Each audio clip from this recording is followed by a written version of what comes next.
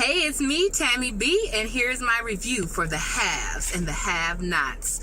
All right, you guys, so we are right outside of Hannah's house as she just found out that the house burned down. So the chief of police walks up to her and immediately begins to ask her questions. And you guys, to me, this was just a perfect example of, white privilege versus black privilege or lack thereof. Immediately, he's asking smart questions like, is this your house? Is this your car? Like, you knew her name, so you know it's her house. He was like, asking about the insurance and just stuff like that. And then, so Catherine is with her, y'all. So Catherine banged on him, like, what's up? Like, why you asking these questions? You see she's distraught. What does that have to do with anything? So that just goes to show, immediately he's questioning her to ask her, like, if she's guilty or not. And if that was Catherine's house, that would not have happened. And to be honest, even at Veronica's house, it wasn't like they came at Veronica, even though she did start the fire, they didn't even come at her really, and she is black, so I don't know about black privilege, white privilege, more so maybe rich versus poor, I guess, because they didn't even come at Veronica like that, and she really did start the fire. So they trying to ask Hannah like, oh, did you do this to just get the insurance money? First of all, I don't know. I've never experienced nobody just asking you directly, like, hey, did you do this or not? Like, who's going to admit to a crime if the point was to get the money? But whatever, you guys. Long story short, y'all, Hannah let the insurance lapse when Benny was in the hospital because she didn't have a job at that time. So now her house burned down and she ain't got no insurance. Benny shows up and immediately knows it's Quincy and yells, Quincy, and start acting all hood or mad or whatever. So Hannah was like, oh, you remember my boss? He's like, yeah, hi. I was rolling, y'all. I was like, Benny mad, but I would have been like that too. Like, yeah, I know you, hi, like, whatever. But, he just upset, so I get it. But, I don't know, y'all. So Benny convinces Hannah to come over, and then, she was just like, man, I can't stay there. Something about that house I don't like. And Benny just like, come on, mom, your house is burned down. What you gonna do? Either go sleep with your boss or, sleep at your boss's house or live in the house that burned down. If you ain't got no money for insurance, you clearly ain't got no money for a hotel. You don't talk to Candace. We ain't seen your two little boos from last season in a long time. So where you gonna go? So she leaves with him. And you know what, y'all? Like, I understand she distraught, and I understand from the outside looking in, the house looked crazy, but I'm sorry. I would have wanted to go in, see how much damage is done in the end. If you got a garage, I wanted to go see back there. So I would have investigated a little more. I mean, I guess she probably feel like, hey, whatever's in there is tossed. But no, there could be some little salvageable photos, or I don't know, maybe if I had a safe with some stash or something, I don't know. So I'm surprised they didn't even go examine, or she didn't get closer. I know they were still putting it out, but speaking of fires, y'all, it was a fire right outside of my house last night. Somebody's car was on fire, y'all, and I heard an alarm going off, and I kind of ignored it. Then I heard this busting going off, and I kind of ignored it too because it was 3 o'clock in the morning. But finally my husband was like, oh, some car is on fire outside. So I don't know what happened, y'all. Like, the fire police came and they put out the fire, and that's it. And when I left this morning, the car was gone. And the car don't usually be on that street. So I don't know what happened. I was like, I think somebody was creeping. This is my conspiracy theory.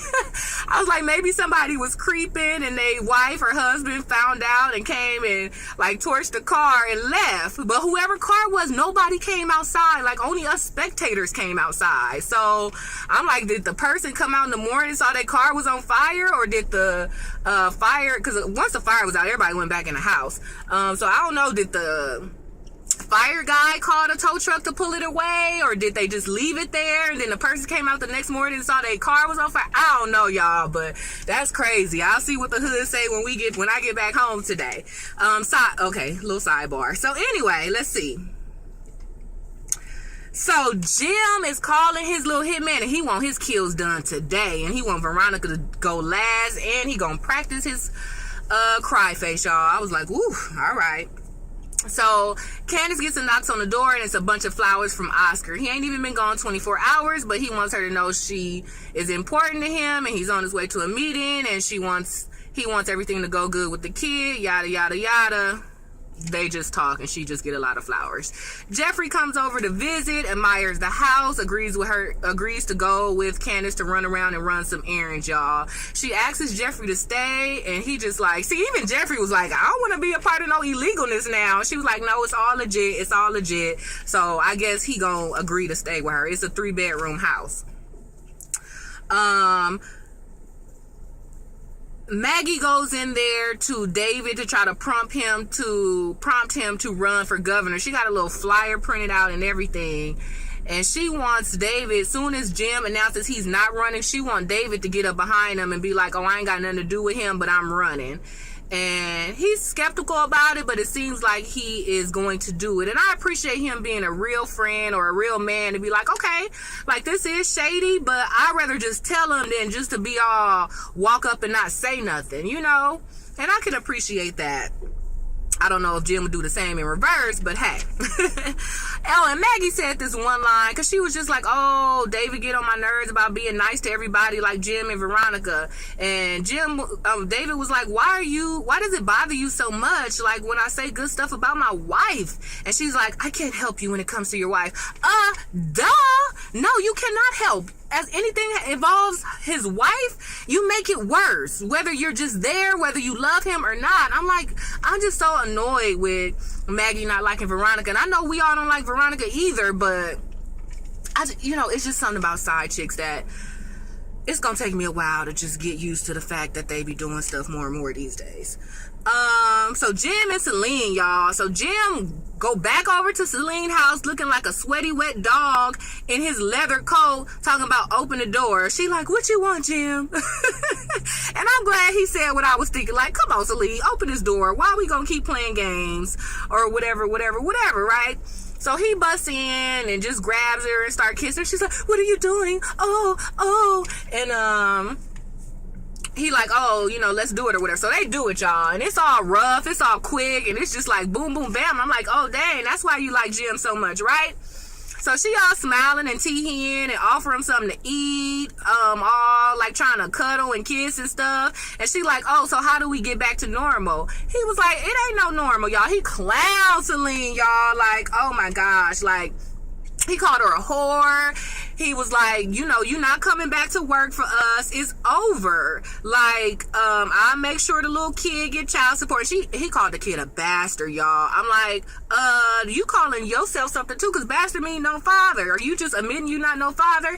And he was just like, oh, remember I'm a judge, so your child support ain't gonna be much. I came to visit the house that I paid for all of these years just to sleep with you. I was horny only, so that's why I came here. You let me in, and now the fact that you're begging me, because she was like, oh, I've been waiting for you for so long, and oh, how can I come back to the mansion? And he was like, this just proves you're a whore, you're a slut, you're low down, you're whatever. He called her everything in the book, y'all. And Celine mad again, y'all. She just like, oh, this ain't over. That's her line. And, clearly we all know she got some more ammunition, so she ain't about to have it. But she did get played. Like, oh, my gosh, Jim just so played her. And the funny thing is, before they had sex, he was like, I love you, Celine. And then, remember, this is the second time he done said that I can recall. And then, so he was like, no, I don't love you. I just came to get some and just to remind you what you gonna be missing. You messed it all up. So now it's over. So, I guess he gonna leave or whatever. So, as I mentioned earlier, Jeffrey is rolling around town with Candace. And, Candace been calling Benny for 2 days or maybe a day just to find out how was his first night in the house. And Benny not answering. That's because, number one, the child support stuff with her son. I think number two, that the Hannah house burned down. And before that, he was doing something else. I mentioned it at the last show. So, whatever other errand Benny ran, so he ain't been answering. But I don't know why. Like, he could have texted or answered or something. But whatever. Benny ain't been answering. So, Candace shows up to the tow yard with Jeffrey. When they looking through the window to see if he there, Jeffrey notices his car, y'all, or he definitely spots a car that looked like his. So he walk up to it a little bit, lift up the car cover a little bit, look at the bumper. The license plate is missing, so I was like, maybe he'll know by the license plate. But truth be told, I don't know my whole license plate number by heart either. Luckily, when I'm valeting, I remember a few of the letters. I'd be like, okay, yeah, that's the right car. But whatever.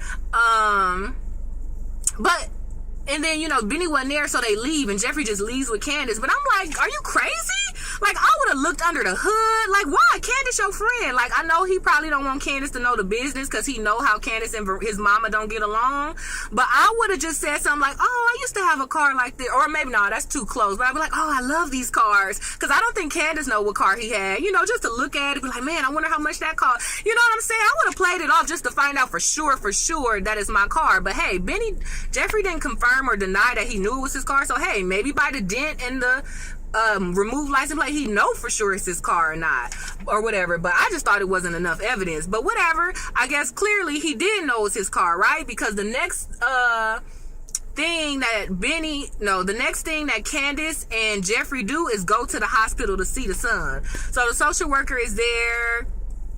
And so Candace rolled up with Jeffrey and was like, oh, this is my friend. So she kind of give Jeffrey a look. And I kind of get it. Like, dang, your mama already said you a hoe. This the second man I didn't see you with. So I was surprised but Candace was so nonchalant about it. I guess she probably feel like, this is my friend and he gay. But you can't tell by looking all the time or whatever. So, I'm surprised Candace didn't pick up like, oh, maybe I should come by myself and seem professional. But whatever. Jeffrey goes off to make a call. So Jeffrey calls Wyatt and tell him like, hey, I found the car. So I guess Jeffrey is 100% sure that it is his car or whatever. So I guess, Jeffrey and Wyatt gonna talk about it later. So as far as Candace, she notices a whole bunch of police are there. She's like, why are they here? And she like, the CPS lady was like, oh, because your baby daddy came and he's mean. So, we beefed up security. And then, so she was like, Candace was like, all right, well, call me when I can get my son or whatever. She showed her the proof of the money. You saw the house, like, call me when I can get my son. And she like, well, don't you want to see him? And, now that Candace knows that Quincy been there, she's freaked out. At first I thought she was freaked out about the police. I was like, dang, is she on the run? But I was like, oh, I guess she all freaked out because Benny. But I'm like, because of Quincy. But I'm like, all the police right there. What you think gonna happen? Like, you think he gonna bust through all the police in the hospital to get you? Like, and Jeffrey there, I think she could have visited the son real quick and then like escaped out the back or something. But anyway, once Candace found out Quincy there, she was like, I gotta go. And I was like, Candace, come on. Like, are you crazy? You've been wanting to see him? Even if the dad is out there, like, you supposed to be a bad bee, right? Like, don't get me wrong. Like, somebody want to kill you, I'll be running on the low. Well, I don't have time to be running. I just face it. But I'm just saying, if you a runner, like, I get it, but come on now. You've been waiting for this son for years. You only seen him once in like 2 weeks. Like, and it looked bad, y'all. So Candace left. So the CPS lady and I guess her boss, because some other woman walked up, was like, was that the mother? And she was like, don't she want to see the son? She was like, no, apparently she had something else to do, y'all. So the CPS lady and her boss like frowned real bad. And then the CPS boss was like, oh, well, the baby been asking about the granny anyway, y'all. So Candace think it's a sure thing, but that little scene right there made her look real bad. So Hannah might get the baby, y'all. So we'll see. So Maggie shows up at Veronica's door, y'all. Last week I guessed it was gonna be David, or I forgot who else I guessed, but it was Maggie, y'all. Maggie showed up the door. And so she was like, Veronica was like, what are you doing here? And Maggie was like, can I come in? Veronica was like, nope. I was like, that's exactly what I would have said too. But Maggie just walked in and Veronica didn't stop her. I would have been like, oh, heck no. You walk up in my house after I just said no? Like, oh, it would have been over right then. But whatever. Veronica obliged. So she came in and Maggie was just like, look, it's something that I want you to help me with. She was like, I ain't got nothing to help you with. She was like, well, how about this? So Maggie shows Veronica the pictures of her having sex with Benny in a car. And Veronica wasn't phased, y'all. She was like, oh, okay. So it was you who had me followed. So Veronica knew she was being followed. I was like, that's right. You be a G. You better know when somebody following you. Because I be low-key looking all the time. I don't know why I be thinking people... Not that people following me, but you never know. So I'll be checking my surroundings, even though sometimes I really don't. But yeah, to have somebody taking pictures, and especially when you like in the hood and stuff, and they was following you, I can see, I can appreciate being aware of your surroundings in those instances. So anyway, so Veronica was like, okay, did you tell him? And she like, no. Maggie was like, no. And Veronica was like, why? And so Veronica told her, like, look, you won. Me and David broke up. If you want him, you can have him. And Maggie was like, no, it's something else. She was like, I want David to run for governor, and I need you to help me convince him. And Veronica was like, no. And Maggie was like, don't you want to be the first lady? And Veronica was like, actually, I don't. And then Veronica thought about it. She was like, oh my God, you want to be the first lady. She was like, you love David. Like, I see how you be looking at him. So Maggie came clean, y'all. She was like, yes, like, I love him. He's handsome. He's powerful. And yes, I do really want to be with him. And Veronica was cringing a little bit, and Maggie went ahead and told the truth about even the night at the hotel. She admitted that they kissed, but she admitted that, you know, even though she wanted to keep going, at the end of the day, David is the one that stopped and didn't have sex with Maggie after all, y'all. So Veronica finally knows the truth. So she just like, okay. But she kicks her out anyway. Maggie said something like, I don't know, it's this phrase she used, like simple-minded or something like that, or ignorant. And I just cringed. I just do not like when people like Maggie call people like, oh, simple-minded. You know why? Like, why am I simple-minded? Because I don't want what you want. Some people do want simple life and enjoy it, but clearly Veronica's not simple-minded. Like, she's a lawyer. She masterminded all the schemes and all the bad stuff that's been going on so far. I mean, she's simple-minded a little bit in how she cheated Jeffrey, I think, but you know, whatever, you know. So Maggie ended up leaving. Veronica ended up throwing the pictures. Long story short, I don't know what's happening, but at least Veronica knows that David didn't sleep with her. So now we gonna see if Veronica's gonna help David or not, you know. But Maggie did admit all that stuff. So I just feel like, Maggie, you stupid, because you don't want simple-minded because you want his real wife to help him run. But you know a governor can't have a scandal. So how are you gonna be his new wife, his new first lady, you know, knowing that he's gonna run already married? So it seemed like Maggie is the simple one, because how do you think you're gonna win? You're just gonna be the side chick on the low for a long time or something? Like, so I don't get it. I don't even get why. Okay, I get why Maggie asked Veronica to help push David if all Maggie cared about was her career, because yeah, that'll make Maggie have a win under her belt. But now that Maggie admitted she loves David, it's like, okay, you're gonna have a one up on your career, but your heart is still gonna take an L, because you still gonna have to be the side chick the whole time while he governor. But whatever, y'all. So we'll see with that.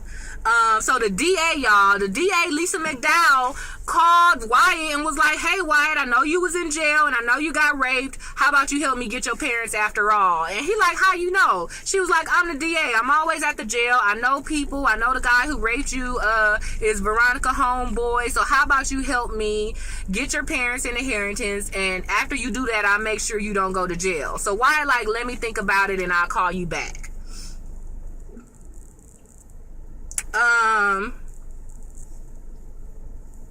So then the last main scene is Benny and Hannah. So now that Hannah's house is burned down, Hannah went to Benny's house, and then so she was like, Benny was like, oh, make yourself comfortable, or whatever. So long story short, y'all, Hannah figured it all out. She was like, oh my gosh, because Benny kept going on and on about Quincy, and then Hannah was like, how you know it was Quincy and not Candace? And Benny like, come on now, you think Candace would do it? And she was like, yeah, because, you know, I'm kind of trying to take the son, and maybe like she mad about that and she burned down the house. And Benny like, I don't think she would do that. And then Hannah's just like, don't act like you don't know your sister's ways. And I'm just like, dang, y'all, what all did she do? Okay, she had a kid young, you know, she moved out of the house. I know she got Benny like in jail for the last car that was stolen. I know she like had Benny refinance the house, but dang, to me none of that stuff is bad enough for Hannah to be that way. So hopefully Hannah stop acting like that, but hopefully something else come out, like why is she that mad? Because so far the stuff she named or that I know of is not enough reason to be that mad at her, you know. So I don't know, so we'll see, y'all. And then Hannah put it together. She's like, oh my gosh, Candace gave you this house, huh? And she gave you the tow yard. Like, you lied to me. And then Benny was like, yeah, she did give it to me or whatever, and now I really do know she ain't got no job, so I don't know. And then Hannah's like, I told you she was gonna play you.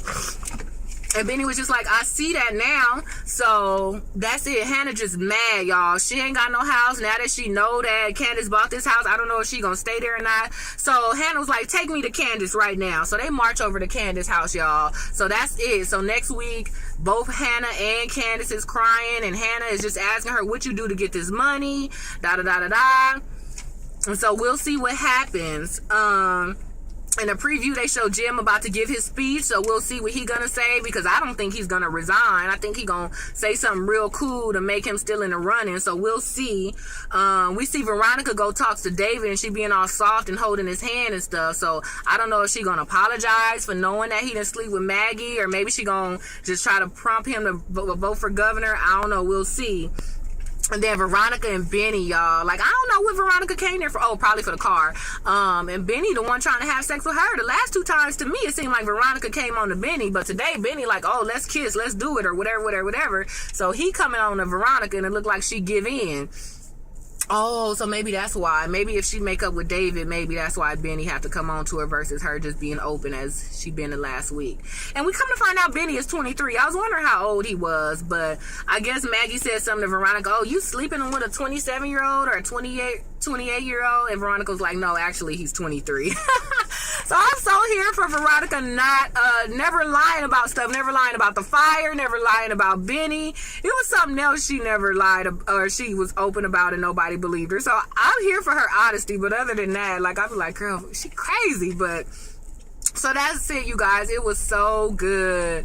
My favorite part was, I don't want to see nothing happen to Pilar real bad. Celine, I call her Pilar because her name was Pilar on Passions, but I don't want nothing bad to happen to Pilar just because, you know, I don't want nothing to happen to bad to any woman, but I was kind of here for how she got read, because you gonna bust it. You've been getting millions of dollars all these years and you mad, and I don't know, you expected things to go the same. Like, why do you still want to work for him? Now that it's out about the kids, I wouldn't have asked him, when can I come back? I would have asked him, when's my next $2,750? Wait, it was $275,000 a year. I would have asked him, when my next check? Like, forget working. I would never be a maid again now that this is out. But, you know, like I said, I think she wanted to be the maid just so she could be up under him every day. But she was not here. And y'all, everybody keeps saying she live in the hood. Do that look like the hood to y'all? Like, I don't know. Like, I understand she don't live in a mansion, but her house is nice. They got multiple bedrooms. Look at that wall. Look at that living room. Like, her living room was bigger than mine. And I don't live in a project, so clearly she don't live in a project. People been making it seem like she is that poor all these years. She's not that poor. Like, of course she don't live like them, but to me, it's not the lower side of the town. Maybe it's the maybe she live in the middle side of the town, or maybe compared to the Criers, that's the low side of the town. But Celine don't look poor. Them kids didn't look poor and dirty. Even when the big son was working at the office, he didn't look like a teenager that with raggedy shoes. He had on button-up shirts and slacks and stuff. Like, so I don't know why everybody was making it seem like Celine just been living in the project for the past 20 years. But you know, I get it. At the end of the day, you know, whatever. She's still not as rich as maybe some would think she should be. But hey, Celine is smart. I'm pretty sure she got some of that money. She probably just come from a modest family, so she lives somewhat modestly. And I think she still got the money. She be at work all the time, so she ain't got time to go to casino, or riverboat, or liquor store, or whatever. So she probably got that money, y'all. So anyway, you guys, that was the haves and the have-nots. I hope you guys enjoyed my review. You know what's up. Give me the thumbs up on this video. Subscribe to my channel and share it with your friends, and I hope you have a great rest of the day. All right, see you next time. Bye.